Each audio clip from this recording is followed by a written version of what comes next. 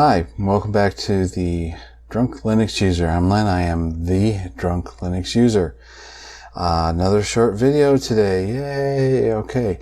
I ran across something that I thought I should pass along, and it involves a very popular web browser and a lot of its derivatives. So I thought I'd bring it up. Google apparently has had a problem, security threats, and I guess they're pretty serious. The one good thing about Google is that when they find these things, they usually get them patched and they're usually out within a couple days. So if you're using Google Chrome, then you want to make sure that this thing gets updated pretty quick, because apparently these are pretty high level bugs. So if you're using Chrome, make sure that you're taking care of your software, because keeping things up to date isn't just trying to keep up with the latest and greatest and look at how cool I am because I have the newest Chrome. What you're doing is you're trying your best to make sure you've got the best security on your computer that you can possibly get. There are other alternatives, and we're going to go through them very, very briefly. And I'll put in a webpage link that you can kind of get some more information from. Another reasonably safe and secure program is Mozilla's Firefox browser. Now, I just want to say right now, once again, I'm not advocating for any particular piece of software. Nobody's paying me to talk about software or anything like that. I'm just trying to kind of keep you up to date as to what's happening. And just because I may not necessarily agree with a company's platform or culture, doesn't mean that I can't appreciate what they're doing. And as long as they are doing a good job, then I'll stay with them. Here's something really, really odd. As you can see, I'm using the Brave browser right now. And for the fun of it, after watching this article, I dropped in Firefox. And as soon as I hit the first link, I was on that page. I've been noticing that Brave actually is actually a little bit slower. And Brave is a derivative. It's a spin-off of Chrome. So the developers of Brave, they took Google Chrome, they stripped out all the phone home Google stuff on there, and they've done different things with it to try to make it a bit more secure. There are more options to try to maintain your security with this browser. So I've been using it.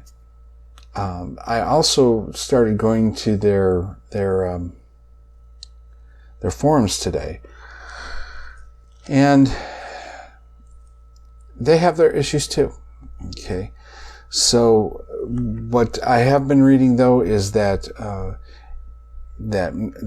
number of these browsers that are based off from Chrome are very good about updating shortly after Chrome does their update. So if Chrome came out today with their browser fix, then probably the next day or so will Brave and a few of these others that I'm going to be talking about.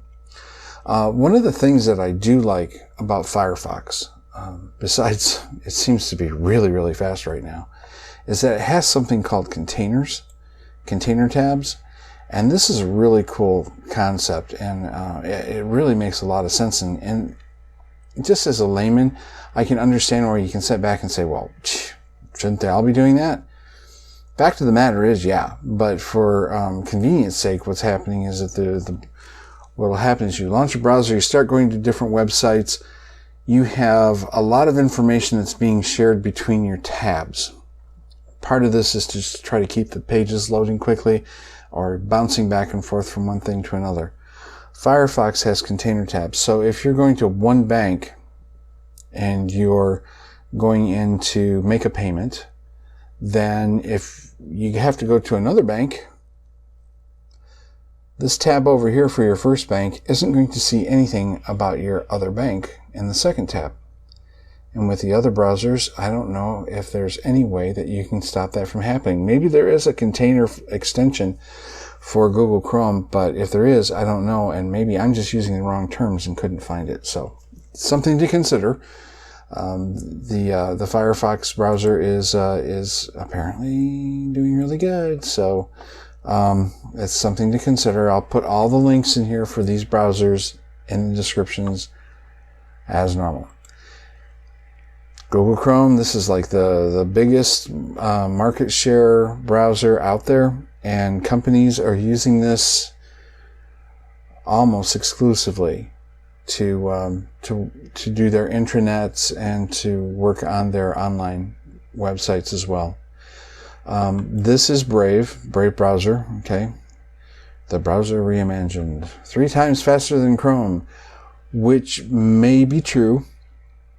And the reason for that is that they use a built-in ad blocker, and that does help load your web pages faster. So if you don't have an ad blocker put on Chrome, then this probably is faster.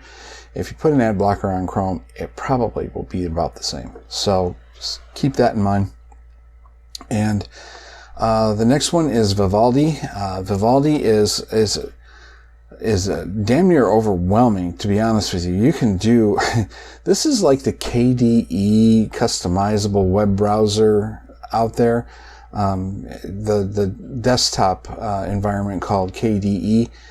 You can get right down in there and just completely make it exactly 100% the way you want to. It's so customizable. Vivaldi is along that line as well. Vivaldi is also based on Chrome, so the bug fixes that are going to be hitting Chrome should be hitting this browser shortly as well.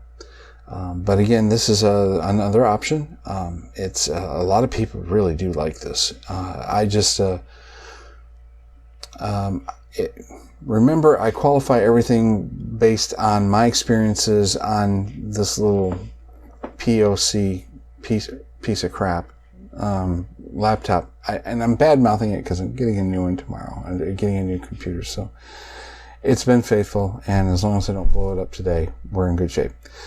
All right, so there's Vivaldi. Definitely consider it. Like I said, lots of people like to use this. Like Google Chrome, you can use Google Chrome extensions on Brave, Vivaldi, and also this one right here, which is called Opera browser.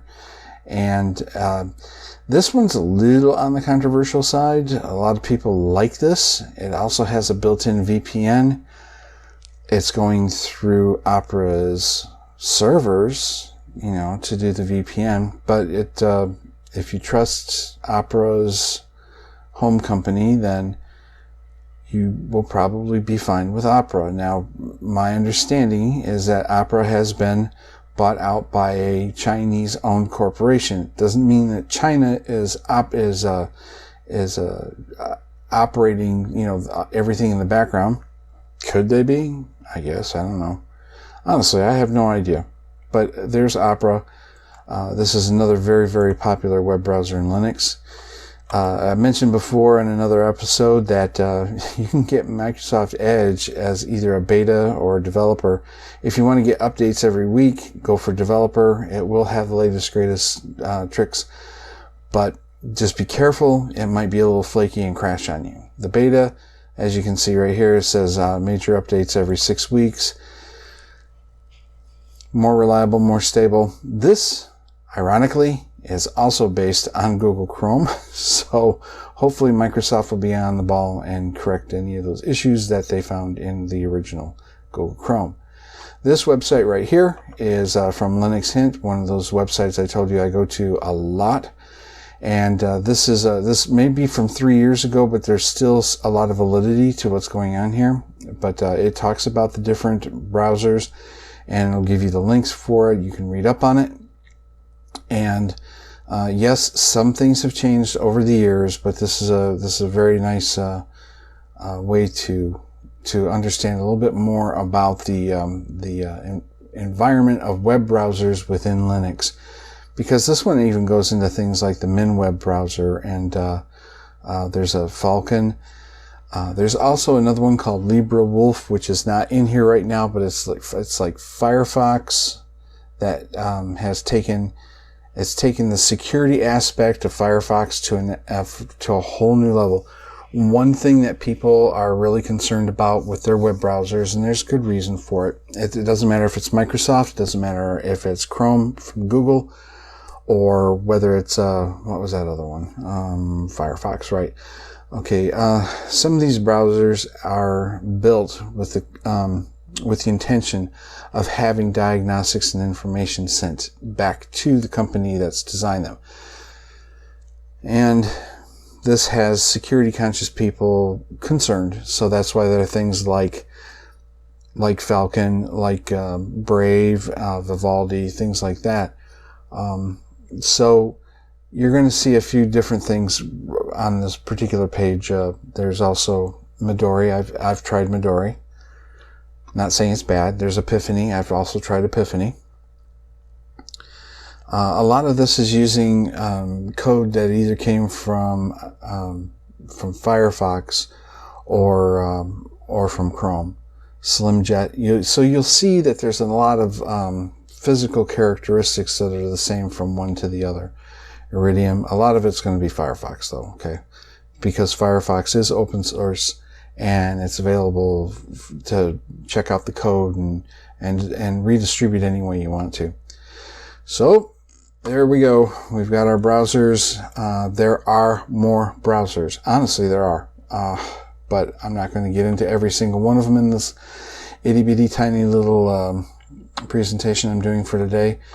But just be aware of the fact that as of yesterday, there was another security threat coming through the most popular web browser on the planet right now. And so, with that in mind, as I said before, be careful about where you go on the internet to begin with. Don't be reckless. Use some common sense. And don't drive drunk. Don't drink and drive. Don't go to eBay or Amazon while you're plastered and buy crap that you don't need. And bottoms up. Later, dudes.